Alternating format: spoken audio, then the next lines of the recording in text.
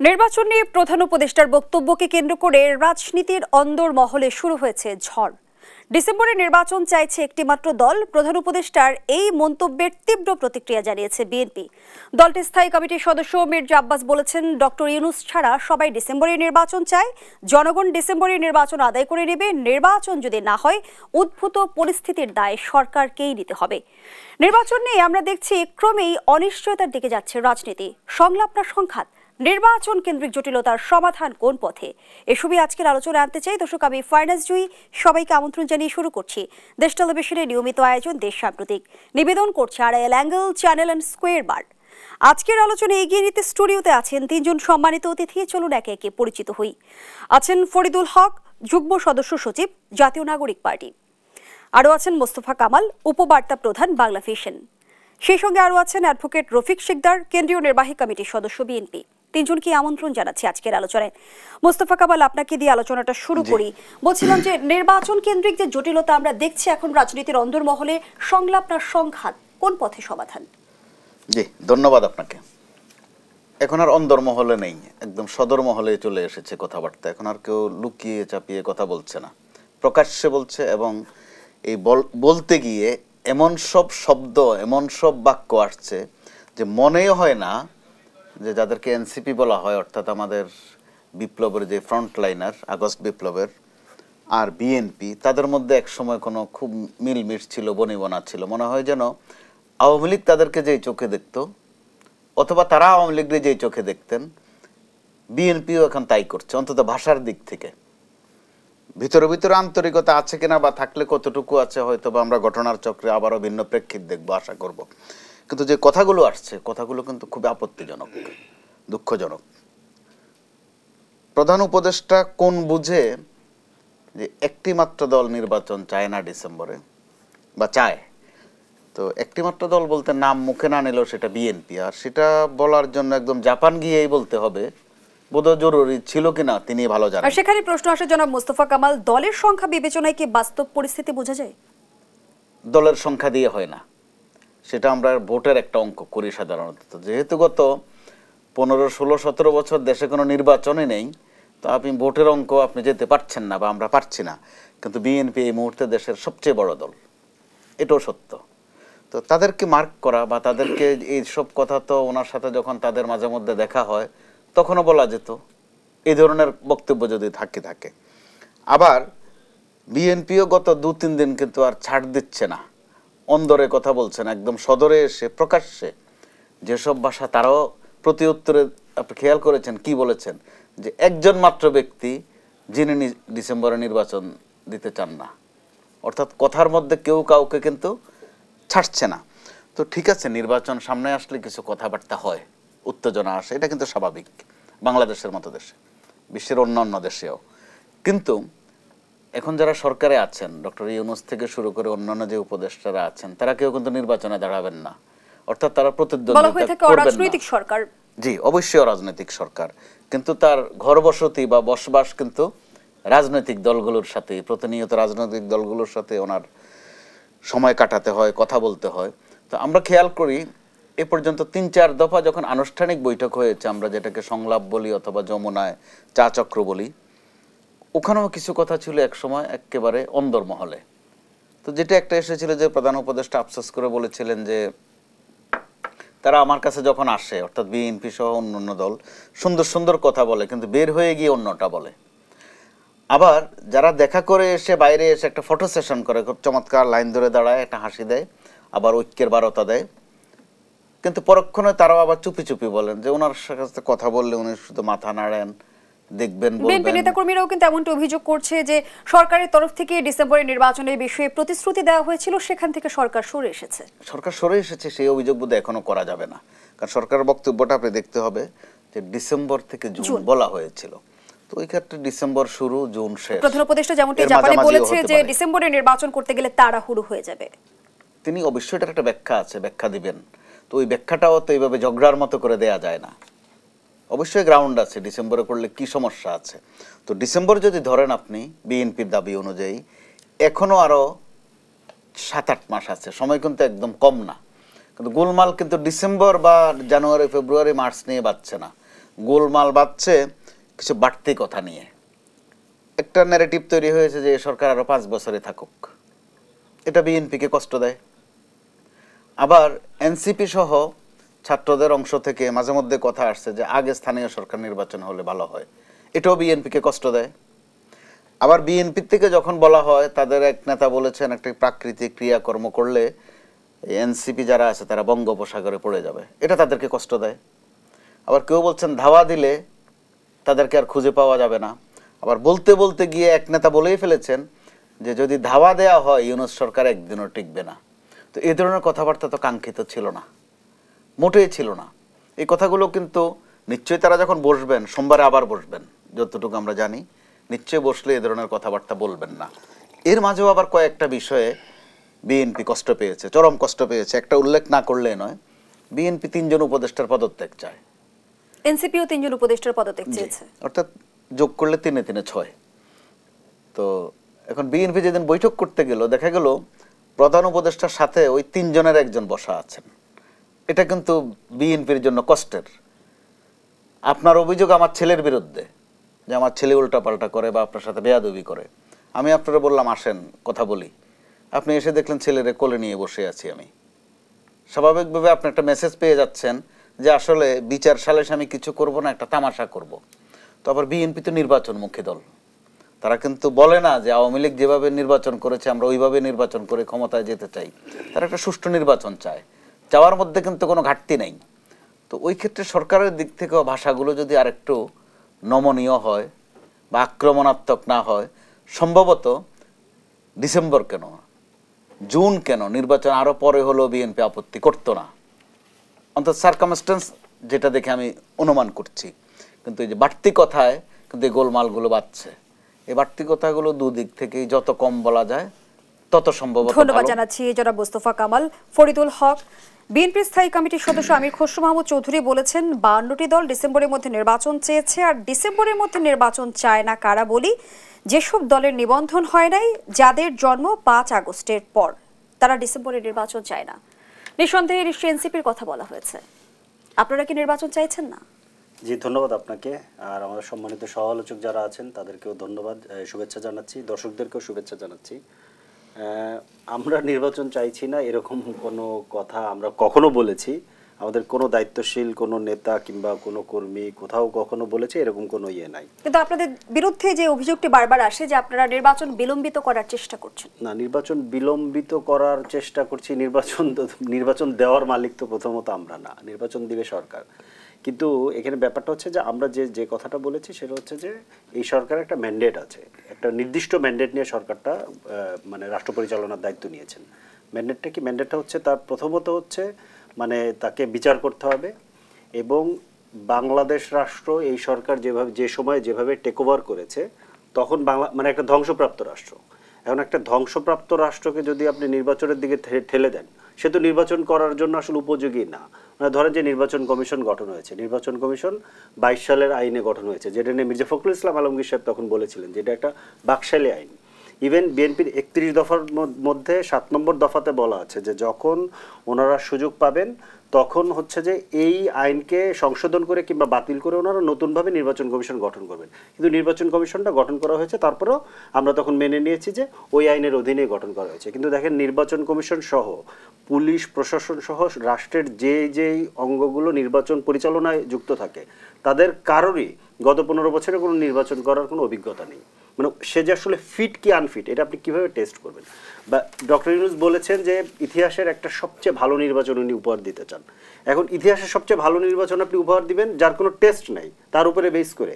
So এইখানে ধরেন এই জায়গাগুলোতে সংস্কারের কথাগুলো ম্যান্ডেটরি, মানে শুধু যদি আপনি নির্বাচনও করতে চান এই জায়গাগুলোতে সংস্কারের জায়গাটা ম্যান্ডেটরি। এবং আমরা কেন মানে স্থানীয় সরকারের কথা আমরা বলেছি, আমরা সেদিনও বলেছি যে ঠিক আছে আপনি 2টা স্থানীয় সরকার, ঢাকার সিটি কর্পোরেশন নির্বাচন দেন, 2টা সিটি কর্পোরেশন, এখানে বোধহয় 100-র উপরে ওয়ার্ড আছে, এইটা যদি আপনি দেন তাহলে দেখা যাবে যে মানে একটা টেস্ট কেস হলো যে মানে আমরা রিহার্সাল করি না একটা বড় ম্যাচে যাওয়ার আগে বড় খেলায় যাওয়ার আগে আমরা একটা রিহার্সাল করি, এরকম একটা রিহার্সাল হলো। রিহার্সাল হলে বোঝা গেল যে আসলে আমাদের কোথায় ভুল ত্রুটি আছে, সেটাকে সংশোধন করে আমরা জাতীয় নির্বাচনের দিকে যেতে পারি। এটার ভেতরে কোনো মানে নির্বাচন পেছানোর দূরদর্শনী দেখার ব্যাপারটা এখানে নাই, এরকম না। আমরা পরিষ্কারভাবে বলছি যে বাংলাদেশে নির্বাচন কেন্দ্রিক যে সংকট, এই সংকটই ঘুরতে ঘুরতে বাংলাদেশে একটা ফ্যাসিবাদ কায়েম হয়েছিল, একটা ফ্যাসিস্ট এখানে ক্ষমতা দখল করেছিল। এখন এই ফ্যাসিস্ট যে ক্ষমতা দখল করলো, তার মানে এই নির্বাচন কেন্দ্রিক শান্তিপূর্ণ পথে পাওয়ার ট্রান্সফারের যে ব্যবস্থা, এটা না থাকা, এটা একটা অন্যতম প্রধান কারণ। তো এই জায়গায় যাতে বাংলাদেশকে আবার ফেরত যেতে না হয়, আবার বাংলাদেশকে ওইরকম পরিস্থিতিতে যেতে না হয়, তাহলে এমন সংস্কার করা দরকার যাতে করে কখনোই বাংলাদেশকে আর ওইখানে যেতে না হয়। ফরিদুল হক, আপনি নিশ্চয়ই অবগত আছেন বিএনপি ভারপ্রাপ্ত চেয়ারম্যান তারেক রহমান অনেকটা জোরালোভাবেই বলেছে যে ডিসেম্বরে নির্বাচন হতে হবে, ডিসেম্বরে নির্বাচন অনুষ্ঠিত হবে। বিএনপির এই আলটিমেটামকে যদি সরকার গ্রহণ করে কিংবা মেনে নেয়, তাহলে আসলে এনসিপির প্রতিক্রিয়া কি হবে? না, আমাদের ডিসেম্বর কিংবা জানুয়ারি কিংবা ফেব্রুয়ারি কিংবা এর আগে এটা নিয়ে আমাদের ইস্যু না। আমাদের ইস্যু হচ্ছে যে আমরা বলছি যে বাংলাদেশ রাষ্ট্রকে আমাদের একদম পরিষ্কার মানে দফা, গণ অভ্যুত্থানের যে দফা, সে এক দফা, সেখানে আমরা পরিষ্কারভাবে বলেছি যে ফ্যাসিবাদী ব্যবস্থার বিলোপ করতে হবে। ফ্যাসিবাদী ব্যবস্থার বিলোপ করতে যেই রকম সংস্কার করা দরকার, সেই সংস্কার ছাড়া আমরা নির্বাচনে যাবো কিনা সেটা আমরাও ভেবে দেখবো। আমরাও তো এটা বলেছি, আমরা নির্বাচনে কারণ আপনি নির্বাচনে গিয়ে মানে এরকম গণ অভ্যুত্থানকে আপনি 30 বছর পর পর প্রতিবার করতে থাকবেন? 90 সালে গণ অভ্যুত্থান হয়েছে, তত্ত্বাবধায়ক সরকার হয়েছে, নির্বাচন দিয়েছে, চলে গেছে। এরপরে কি হয়েছে? এরপরে প্রতিবার নির্বাচনের সময় আপনাকে রক্তক্ষয়ী সংঘর্ষে জড়াতে হয়েছে, বারবার ইন্টারভেনশন হয়েছে, এখানে 111 গভর্নমেন্ট এসেছে, এরপরে ফ্যাসিবাদ কায়েম হয়েছে এখানে। তাহলে এই যে সংকটগুলো যে তৈরি হয়েছে, এটা থেকে আমরা গত 40, 50, 30 বছরে যা শিখলাম, সেটা থেকে আমরা কিভাবে বেরোবো? শুধু একটা নির্বাচন দিয়ে যে এখান থেকে বেরোনো সম্ভব না। এটা বাংলাদেশের ইতিহাসের মানে বাংলাদেশের রক্তাক্ত ইতিহাসের মধ্য দিয়ে আমরা জানি, এবং আমি মনে করি সবচেয়ে ভালোভাবে জানি এটা বিএনপি। কারণ বিএনপি গত 15 বছরে সবচেয়ে বেশি নির্যাতনের শিকার। তাদেরকে পর্যালোচনা করা দরকার যে কেন এই নির্যাতনের শিকার সে হলো। শুধুমাত্র আওয়ামী লীগ, হ্যাঁ আওয়ামী লীগ অবশ্যই এটার জন্য প্রধানত দায়ী, শেখ হাসিনা প্রধানত দায়ী, কিন্তু সিস্টেম যে তাকে যে সুযোগ দিয়েছে, মানে 2/3 মেজরিটি থাকার কারণে সে যে একটা বাকশাল 2 করতে পারলো, পঞ্চদশ সংশোধনীর মাধ্যমে বাংলাদেশের মানুষের লড়াই করে রক্ত দিয়ে আদায় করা যে তত্ত্বাবধায়ক সরকার ব্যবস্থা, সেটা শেখ হাসিনা বাতিল করে দিতে পারলো। তাহলে ওই জায়গাটা পর্যালোচনা করা দরকার যে কি কি কাজ করলে আমরা আসলে একটা গণতান্ত্রিক প্রক্রিয়ায় যেতে পারি। ধন্যবাদ জানাচ্ছি অ্যাডভোকেট রফিক শিকদার। যেমনটি আসলে এনসিপির তরফ থেকে বলা হচ্ছে যে সংস্কার ছাড়া নির্বাচন হলে ফিরে আসবে ফ্যাসিবাদী কাঠামো, এই বিষয়টি বিএনপি কতটা ভাবছে? বিএনপি বাংলাদেশকে নিয়ে এবং বাংলাদেশের রাজনীতিকে নিয়ে এবং গণতন্ত্রকে নিয়ে অনেক কিছুই ভাবছে। তার আগে আমি আজকে 31শে মে, এই শোকের মাস, মে মাস, আমি আমার বিএনপির প্রতিষ্ঠাতা, বহুদলীয় গণতন্ত্রের প্রবর্তক, বাংলাদেশের মুক্তির মহানায়ক এবং যিনি বীর চট্টলা থেকে স্বাধীনতা ঘোষণা দিয়েছিলেন, সেই নেতার শাহাদাত বার্ষিকী 30শে মে, সেই নেতাকে গভীর শ্রদ্ধার সাথে আমি স্মরণ করছি। এবং একই সাথে চট্টগ্রাম বাংলাদেশের স্বাধীনতার যুদ্ধ আর শহীদ জিয়া যে নাম জড়িয়ে আছে, সে কারণে সেই চট্টগ্রামে যারা জিয়াউর রহমানকে শ্রদ্ধা করে, আপামর বাংলাদেশের সমস্ত জনগণ জিয়াউর রহমানের শ্রদ্ধায় ভালোবাসায় 30শে মে থেকে সমগ্র বাংলাদেশে শোক, শ্রদ্ধা, ভালোবাসায় জিয়াউর রহমানের আত্মার মাগফিরাত কামনায় নানান কর্মসূচি নিয়েছে এবং কাজ করছে। সেই জন্য আমাদের দল নেতা কর্মীদেরকে শুভেচ্ছা জানাই। দেখুন, বাংলাদেশ বারবার একটা ক্রান্তিকালে এসে পড়ে, এবং যখনই বাংলাদেশ ক্রান্তিকালে এসে পড়ে তখন বিএনপির জন্মের পরে বিএনপিকেই সেই ক্রান্তিকাল থেকে জনগণকে মুক্তির জন্য লড়াই করতে হয়েছে। 1982 সালের 24শে মার্চের পরে সামরিক জান্তার বিরুদ্ধে 9 বছর রক্তক্ষয়ী সংগ্রাম, আপসীর নেতৃত্ব এবং খালেদা জিয়ার ক্যারিসমেটিক লিডারশিপের মধ্য দিয়ে জাতীয়তাবাদী ছাত্রদল সহ আরও যে সকল ক্রিয়াশীল রাজনৈতিক দলগুলো ছিল, লড়াই করেছিলাম সেদিন আমরা। এবং আপনি জানেন যে 90-এর সেই 6 ডিসেম্বর গণ অভ্যুত্থানের মধ্য দিয়ে আমরা এরশাদকে পতন ঘটিয়েছিলাম। ঠিক রাজনৈতিক দলগুলো নিয়ে একটি রূপরেখা তৈরি হয়েছিল, এবং 91 সালের সম্ভবত 27-28 ফেব্রুয়ারি এদেশের সবচেয়ে সুষ্ঠু অবাধ একটি নির্বাচন হয়েছিল। সেই নির্বাচন কমিশনটিও ওই সময়ের জন্য নতুন একটি কমিশন হয়েছিল, এবং সরকার যেহেতু হস্তক্ষেপ করে নাই, দলীয় সরকারের অধীনে যেহেতু সেই নির্বাচনটি ছিল না, সে কারণে সংবিধানে 118 থেকে 126 অনুচ্ছেদ পর্যন্ত যে নির্বাচন কমিশনকে ক্ষমতা দেওয়া আছে, কোন পদ্ধতিতে নির্বাচন হলে নির্বাচন সুষ্ঠু হবে, কোন পদ্ধতিতে নির্বাচন হলে সকল রাজনৈতিক দল অংশগ্রহণ করবে, কিভাবে নির্বাচন হলে সকলের কাছে গ্রহণযোগ্য হবে এবং কিভাবে নির্বাচন হলে ভোটাররা স্বতঃস্ফূর্তভাবে ভোট দিতে পারবে, সেই ব্যবস্থাপনাগুলো নির্বাচন কমিশনকে দেওয়া আছে। কিন্তু বিগত 15 বছর যেহেতু ফ্যাসিস্ট ছিল এবং তাদের অধীনে নির্বাচন করেছিল, সে কারণে নির্বাচন কমিশন স্বাধীন ছিল না, যে কারণে তারা নির্বাচনগুলো করতে পারে নাই। একইভাবে নির্বাচন কমিশনের সাথে সাথে যে সকল আরও সংস্থাগুলো আছে নির্বাচনকে কাজে লাগান, ফরিদুল হক যে প্রশ্নটি রেখেছে যে ইসি ফিট নাকি আনফিট, সেটি আসলে আপনারা কিভাবে যাচাই করবেন, সে আলোচনায় ফিরতে চাই বিরতির পর। দর্শক, দেশাপতিকে রিপোর্ট যে একটা বিরতি দিচ্ছি, সাথেই থাকুন।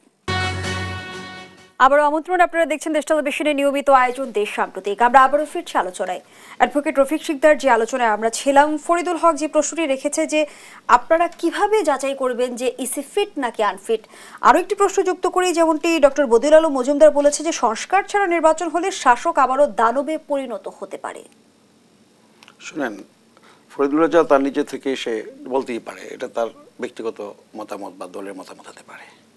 আমার বক্তব্য হচ্ছে পরিষ্কার। 91, 96, 2001 সালে যে নির্বাচন কমিশনগুলো গঠিত হয়েছিল, সবার আলোচনা সাপেক্ষে সে নির্বাচন কমিশনকে পরীক্ষা করে তারপরে নির্বাচন হয়েছিল।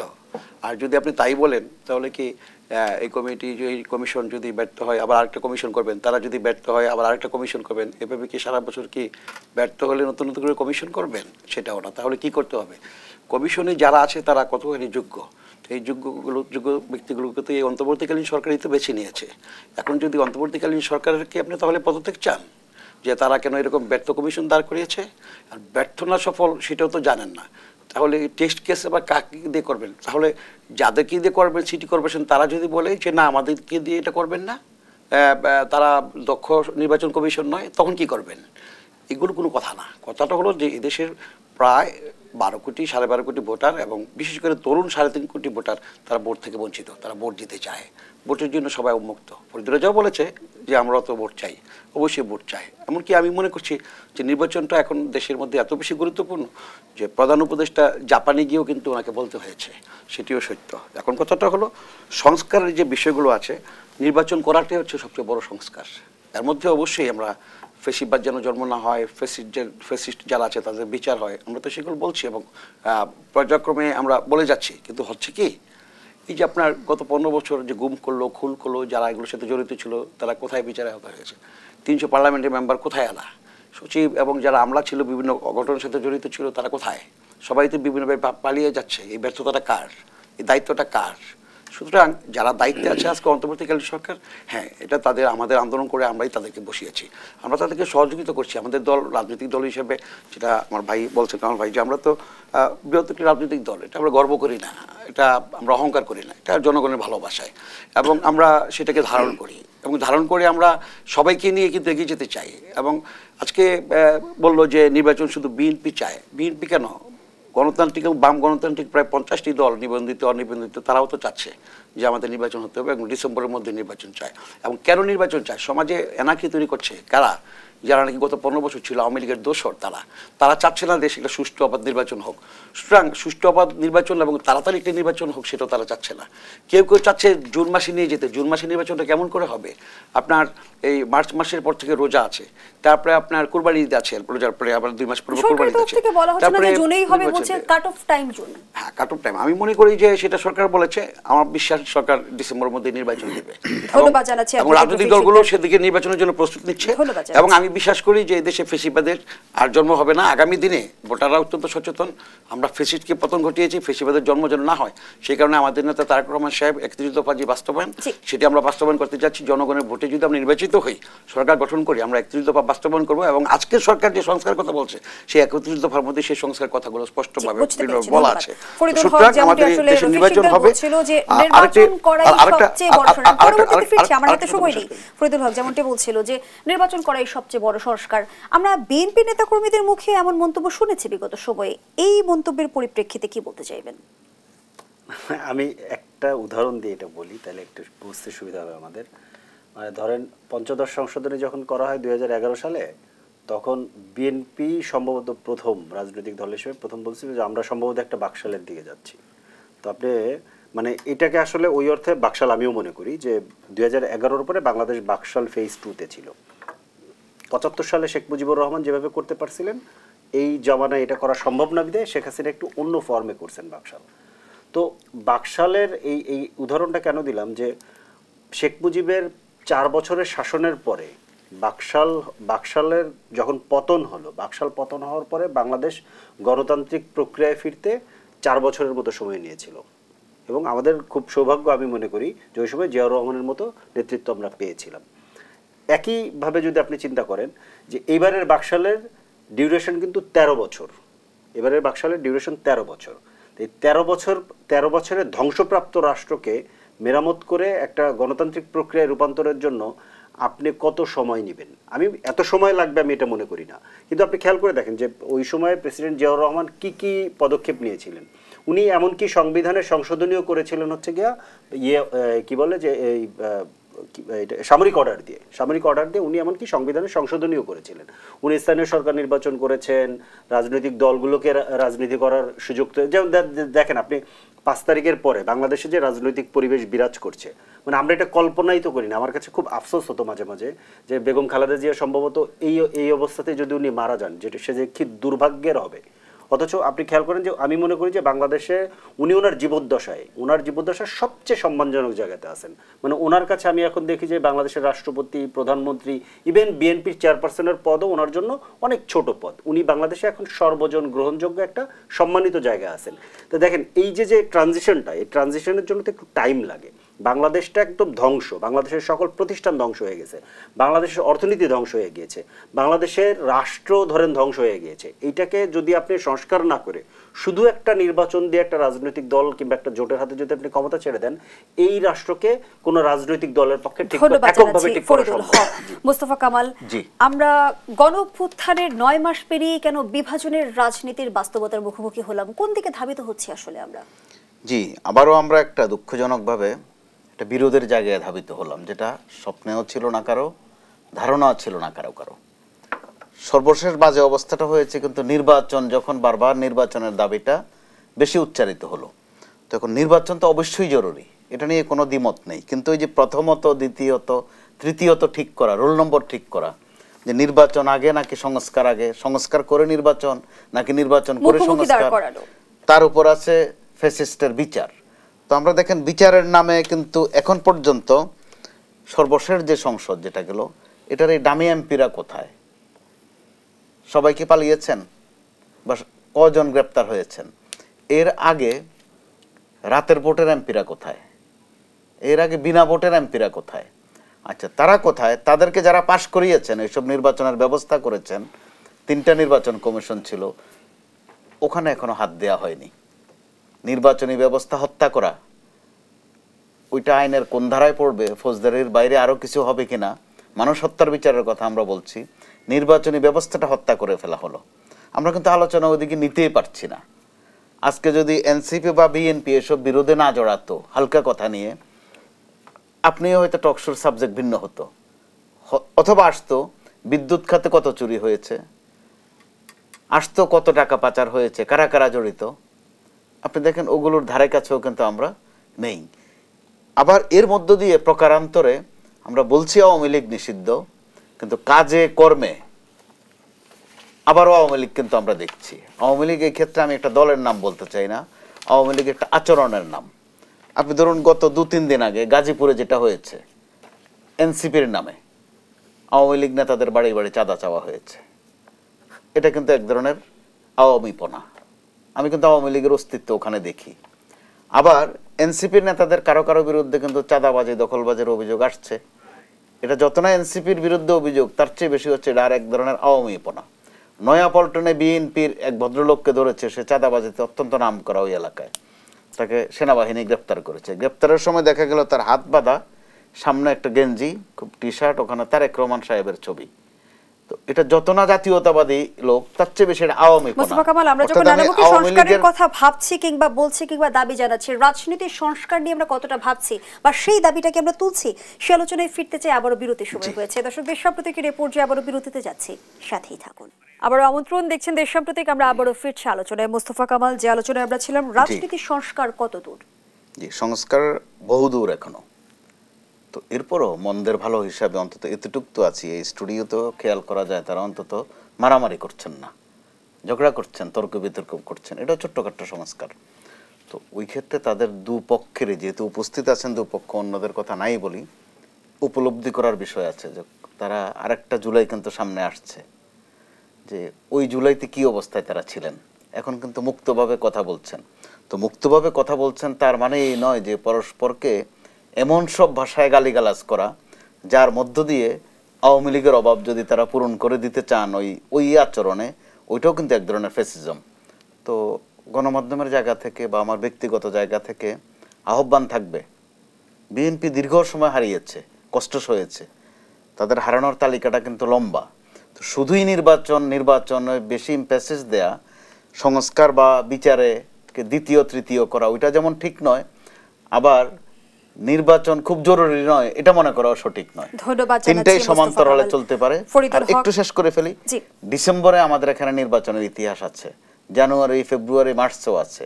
অতএব ওই নতুন করে বাংলাদেশের ইতিহাস ভূগোল বা প্রাকৃতিক অবস্থা বদল হয়, ওই ক্ষেত্রে আন্তরিকতাটাই যথেষ্ট।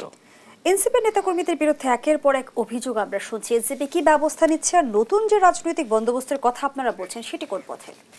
আচ্ছা, প্রথমত হচ্ছে যে এনসিপি নেতাকর্মীদের বিরুদ্ধে যে সমস্ত অভিযোগ আসছে বেশিরভাগ ক্ষেত্রেই মানে এনসিপির নাম করে কেউ না কেউ করতেছে। এখন পর্যন্ত এনসিপির সেন্ট্রাল কমিটি ছাড়া কোথাও কোনো জেলা উপজেলা কমিটি নেই। আর সেন্ট্রাল কমিটিতে খুব গুরুত্বপূর্ণ নেতারাও বিভিন্ন রকম ভুল পদক্ষেপ নিলে তাদের বিরুদ্ধে ব্যবস্থা নেওয়া হয়েছে অলরেডি, এটা এরকম কয়েকটা ঘটনা ঘটেছে। আর নতুন রাজনৈতিক বন্দোবস্তের ক্ষেত্রে যেটা আমি বলবো যে হ্যাঁ, আমাদের হয়তোবা কালচারালি বন্দোবস্তের ক্ষেত্রে কিছু মানে নতুন জায়গাতে যেতে কিছু সমস্যা হচ্ছে, কিন্তু আমাদের যে জিনিসটা নজরে রাখা দরকার, আমি সবাইকে বলবো যে আমরা রাজনৈতিক বন্দোবস্তের কথা বলছি, পলিটিক্যাল সেটেলমেন্ট ব্যাপারটা হচ্ছে এরকম, পলিটিক্স ঠিক করে দেয় আপনার কালচার কেমন হবে। মানে আজকে যদি আমরা একটা ফ্যাসিবাদী আমলে বসে কথা বলতাম তাহলে আমাদের গলার টোন কিংবা কথার ধরন যেরকম হইতো এখন কিন্তু সেরকম না।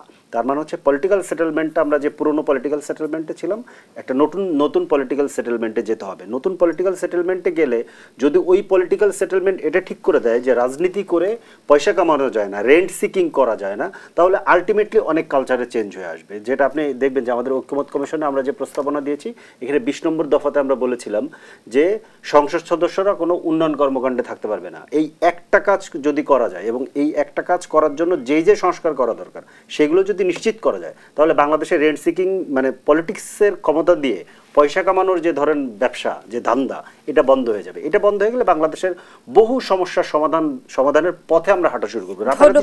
ঠিক হবে না, কিন্তু পথে আমরা হাঁটা শুরু করব। অ্যাডভোকেট রফিক শিকদার, গত কয়েক মাসের সমীকরণ যদি আমরা আপনার সামনে তুলে ধরি, আমরা দেখেছি অন্তর্কোন্দলে বিএনপির অর্ধ শতাধিক নেতাকর্মী নিহত হয়েছে। কেন রাজনীতির সংস্কৃতির পরিবর্তন হচ্ছে না? সাংগঠনিক ব্যবস্থা নেবার পরেও কেন স্বস্তি ফিরছে না? বিএনপি একটি বড় রাজনৈতিক দল, এখানে প্রতিযোগিতা আছে, আমরা প্রতিহিংসার মধ্যে নাই। এবং অন্যান্য যে রাজনৈতিক দলগুলো আছে ক্রিয়াশীল, তাদের সাথেও আমরা কিন্তু কেউ প্রতিপক্ষ না। আমাদের রাজনৈতিক দল যার মতামত ইয়ে করবে। এখানে বিএনপিতে কারা মেরেছে এগুলো কিন্তু আইন শৃঙ্খলা বাহিনীও জানে। আমি বলবো যে যারা হত্যাকাণ্ডের সাথে জড়িত তারা ফ্যাসিস্টেরও কেউ আছে কি না, এটা আইন শৃঙ্খলা বাহিনী তদন্ত করে তাদেরকে গ্রেপ্তার করা উচিত। আর বিএনপির মধ্যে যারা আপনার ভুলভ্রান্তি করেছে আমাদের দল স্পষ্ট বলে দিয়েছে তাদেরকে দল করার কোনো অধিকার নাই। আর যদি কারোর বিরুদ্ধে অভিযোগ আসে আইন শৃঙ্খলা বাহিনী আছে, তাদেরকে গ্রেপ্তার করতে পারে। এখন আমার কথাটা হলো আজকে এই যে একটা এনসিপি দল, রাজনৈতিক দল আসছে, তারা জুলাই আগস্টে আন্দোলন করেছে, তাদের অবদান আছে ওই সময়টায়। 15 বছর আমরা গুম খুনের শিকার হয়েছি, তাদের প্রতি আমাদের সহমর্মিতা আছে এবং আমাদের সন্তানেরাও কিন্তু জুলাই আগস্টে আন্দোলন করেছে। কিন্তু তাদেরকে আমাদের বড় দল হিসাবে, বড় রাজনৈতিক দল হিসেবে বা অভিজ্ঞ হিসাবে, আমাদের দল তো অনেক অভিজ্ঞ সম্পন্ন দল এবং সুষ্ঠুভাবে নির্বাচনে বারবার আমরা ক্ষমতায় আসছি, সেই আলোকে আমরা তাদের কাছে আমাদের একটা বার্তা থাকবে। সেই বার্তাটি হলো যে তারা যেন ধীর গতিতে যেন আগায়, এক। দ্বিতীয় হলো অভিজ্ঞতা অর্জন করার জন্য যেন বড় রাজনৈতিক দলগুলোর সংস্পর্শ মাঝে মাঝে বসে। তার মধ্যে এই নয় যে তারা আমাদের একবারে হয়ে থাকে, কর্মী হয়ে তল্পিবাহক হয়ে থাকবে, সেটা আমি বোঝাতে চাচ্ছি না। তাদের ভবিষ্যৎ আছে, তারা আস্তে আস্তে এগিয়ে যাক সৃজনশীল কর্মকাণ্ড। কিন্তু তারা এসে যদি আমাদেরকে প্রতিপক্ষ ভাবে, যেটা বুঝতে হবে বলে। দেশপ্রতিকের আজকের আয়োজন, ধন্যবাদ এতক্ষণ আমাদের সাথে থাকার জন্য।